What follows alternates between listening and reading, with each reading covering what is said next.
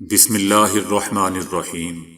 السلام علیکم دوستو، اس چینل میں سب سے زیادہ پسند کی گئی نیوز اور واقعات میں آج آپ دیکھیں گے، لیکن اس سے پہلے اگر ہو سکے تو لائک اور سبسکرائب کا بٹن ضرور دبا لیں، شکریہ۔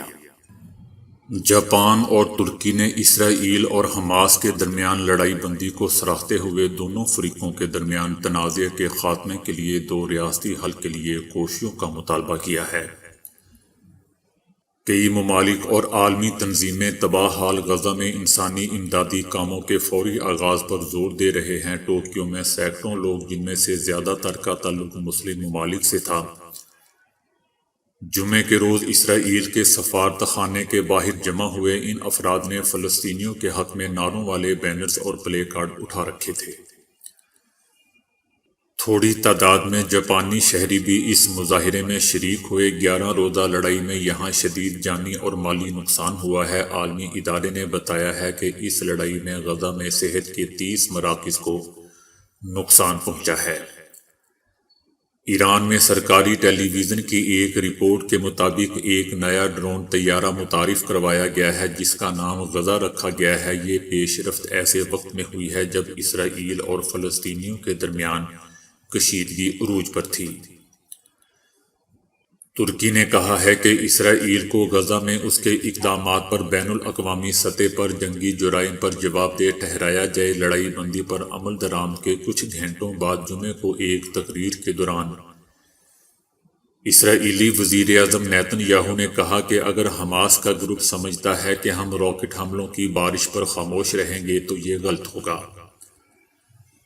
ناروے نے غزہ میں انسانی امداد کے لیے $36 لاکھ کا اعلان کیا ہے۔ چائنا نے کہا ہے کہ وہ فلسطینیوں کو کورونا کی 2 لاکھ خوراکیں اور نقد امداد فراہم کرے گا۔ چائنا کا کہنا تھا کہ $1 ملین فوری انسانی امداد کے لیے دیا جائے گا، جبکہ $1 ملین اقوام متحدہ کے ہنگامی امداد کے ادارے کو دیا جائے گا، جو پناہ گزینوں کی مدد پر مامور ہیں۔ یورپی یونین نے ایک بیان میں کہا ہے کہ ہم مصر، قطر، اقوام متحدہ اور دیگر ممالک کو سراہتے ہیں جنہوں نے اس لڑائی بندی میں مصالحانہ کردار ادا کیا۔ فرانس نے امن مذاکرات کی بحالی میں کردار ادا کرنے کی خواہش کا اظہار کیا اور کہا کہ ان کا ملک غزہ اور خطے میں فوری انسانی امداد کا کام شروع ہوا دیکھنا چاہتا ہے۔ فلسطینیوں نے لڑائی بندی کے بعد ہزاروں کی تعداد میں ایک ریلی میں شرکت کی۔ ریلی میں شامل کئی لوگوں کا کہنا تھا کہ لڑائی بہت مہنگی ثابت ہوئی ہے، لیکن وہ اس کو حماس کی طاقتور اسرائیل کے خلاف ایک واضح برتری خیال کرتے ہیں۔ بھارتی ایئر لائن پر سائبر حملے کے ذریعے 45 لاکھ مسافروں کا ڈیٹا چوری کر لیا گیا ہے۔ انڈین ایئر لائنز کے سرور کو کیپچر کیا گیا، جس کے نتیجے میں دنیا بھر سے سفر کرنے والے 45 لاکھ مسافروں کا ڈیٹا چوری کیا گیا۔ اس میں جنیوا میں موجود مسافر سسٹم آپریٹر سیٹا کو نشانہ بنایا گیا ہے۔ چوری کیے گئے ڈیٹا میں مسافروں کے بینک کارڈز، ٹکٹ اور پاسپورٹ کے علاوہ ذاتی معلومات بھی شامل ہیں۔ ایئر لائن کمپنی کا کہنا ہے کہ 26 اگست 2011 سے 3 فروری 2021 تک سفر کرنے والے مسافروں کا ڈیٹا چوری کیا گیا ہے۔ اس متعلق مسافروں کو ای میل کے ذریعے آگاہ بھی کر دیا گیا ہے، جس میں خاص طور پر مسافروں کے ذاتی ڈیٹے کو محفوظ بنانے کے لیے پاس ورڈز تبدیل کرنے کا مشورہ دیا گیا ہے۔ اگرچہ اس وقت انڈیا بری طرح کورونا کی لپیٹ میں ہے، لاکھوں لوگ انفیکشن کا شکار ہیں، 3 لاکھ کے قریب اموات ہو چکی ہیں، لیکن یہ کورونا وزیر اعظم نریندر مودی کی سیاسی قسمت پر بہت کم اثر انداز ہوتا نظر آ رہا ہے۔ بہت سے ماہرین کا خیال ہے کہ اموات کی تعداد سرکاری طور پر بتائے جانے والے اعداد و شمار سے 3 سے 4 گنا بلکہ اس سے بھی زیادہ ہو سکتی ہے۔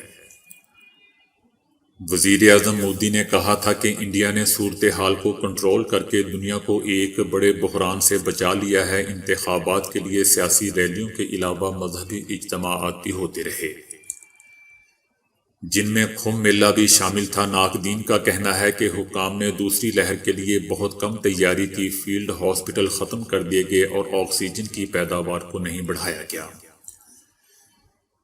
اسی طرح مودی کی پارٹی بھارتیہ جنتا پارٹی کے کچھ حامی بھی خوش دکھائی نہیں دے رہے۔ ان کا کہنا ہے کہ حکومت نے کورونا کی دوسری لہر کے لیے منصوبہ بندی نہ کر کے بہت بڑی غلطی کی۔ ریاستی حکومتوں پر الزام لگایا گیا کہ انہوں نے مودی کی جانب سے بار بار دیے جانے والے احکامات کو نظر انداز کیا۔ سعودی عرب میں کورونا کے خطرات کم ہونے کے بعد ملک میں تفریحی سرگرمیاں بتدریج بحال ہونا شروع ہو گئی ہیں۔ سعودی عرب میں اس سال کے آخر تک تمام سینما گھر 100% تک کھول دیے جائیں گے۔ الاحساس سینما کھولنے کے بعد بڑی تعداد میں شہریوں نے فلم سن آف آن لائن دیکھی۔ اس فلم میں سعودی نوجوان نسل کی کہانی سنائی گئی ہے جس کی انٹرنیٹ کی آمد اس کی زندگی کا رخ بدل دیا تھا۔ دوستو، باورچی خانے کی عام اشیاء میں کئی امراض کے لیے شفا ہے۔ کیا آپ جانتے ہیں کہ بہت سے امراض کا علاج آپ کے گھر میں ہی موجود ہے، لیکن ضرورت اس امر کی ہے کہ شفا کے ان خزانوں کا درست ادراک اور استعمال کیا جائے۔ ہلدی پر تحقیق برق رفتاری سے آگے بڑھ رہی ہے اور اب اسے سپر فوڈ کہا جا رہا ہے۔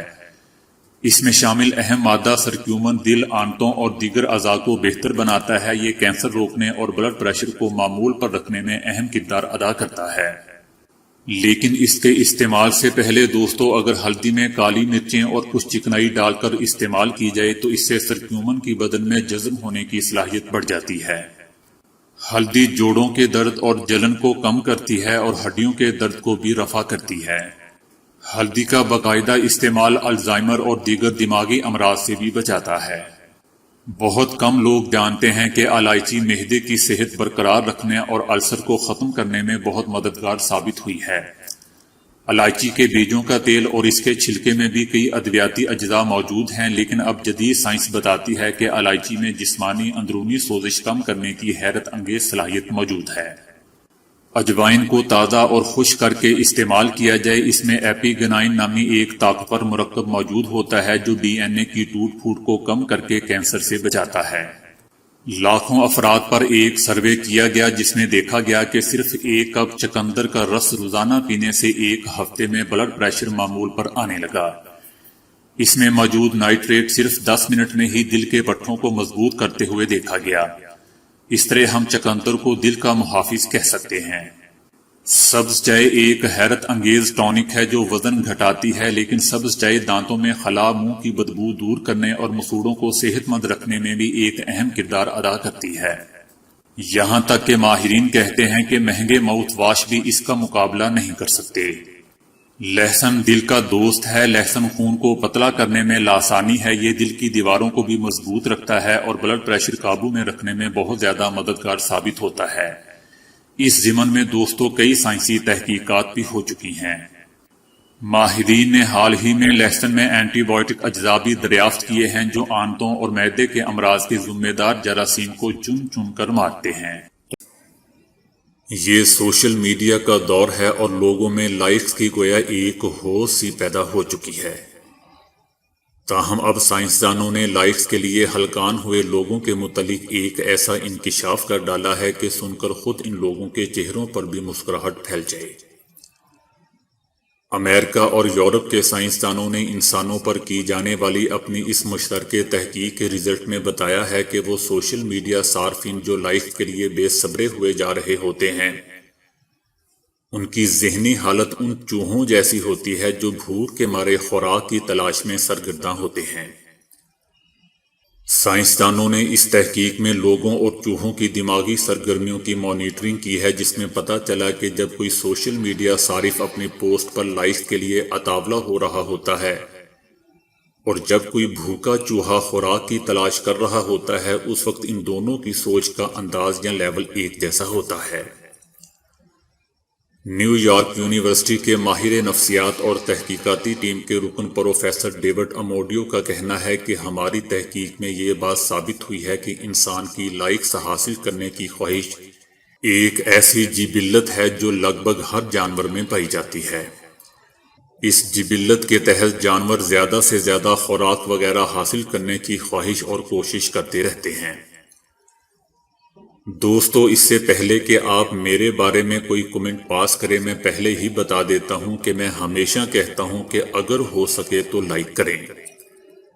میں کوئی فورس نہیں کرتا کیونکہ آپ کا لائک ویڈیو یا چینل کے لیے آکسیجن کا درجہ رکھتا ہے۔ اسی سے چینل چلتا ہے ورنہ فلاپ ہو کر بند ہو جاتا ہے۔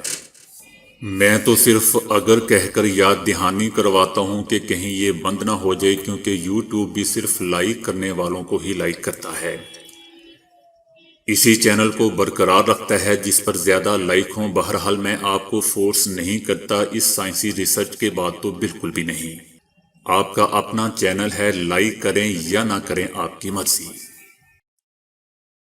عالمی ادارہ صحت WHO کے ایک چوٹی کے سائنسدان نے سماجی فاصلے پر لوگوں کے عمل نہیں کرنے پر تشویش کا اظہار کرتے ہوئے کہا ہے کہ کورونا سے بچنے کے لیے صرف ماسک پہننا کافی نہیں ہے۔ ان کا کہنا تھا کہ صرف ماسک پہن کر آپ کورونا سے محفوظ نہیں رہ سکتے، بلکہ آپ کو دوسروں سے ایک محفوظ دوری بنا کر رکھنی ہوگی۔ ان کا کہنا تھا کہ اگر آپ نے ماسک پہن رکھا ہے تب بھی آپ کو کم از کم 1 میٹر یا 6 فٹ، اور اگر ممکن ہو تو اس سے بھی زیادہ سماجی فاصلہ برقرار رکھنے کی کوشش کرنی چاہیے۔ تحقیق سے معلوم ہوا ہے کہ فضائی آلودگی کی وجہ سے پاکستان، بھارت اور بنگلہ دیش میں بچے یا تو مردہ پیدا ہو رہے ہیں یا جنم لیتے ہی فوت ہو جاتے ہیں۔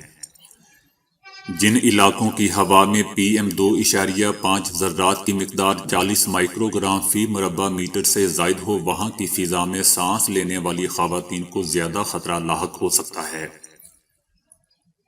دوستو، یاد رہے کہ PM2.5 ذرات ہوا میں تیرتے آلودگی کے ایسے ذرات کو کہتے ہیں جن کی جسامت 2.5 مائکرون تک ہوتی ہے، جو فضائی آلودگی کی خطرناک ترین قسم بھی کہلاتی ہے۔ تاہم فضائی آلودگی کے نقصانات میں بھارت سر فہرست ہے۔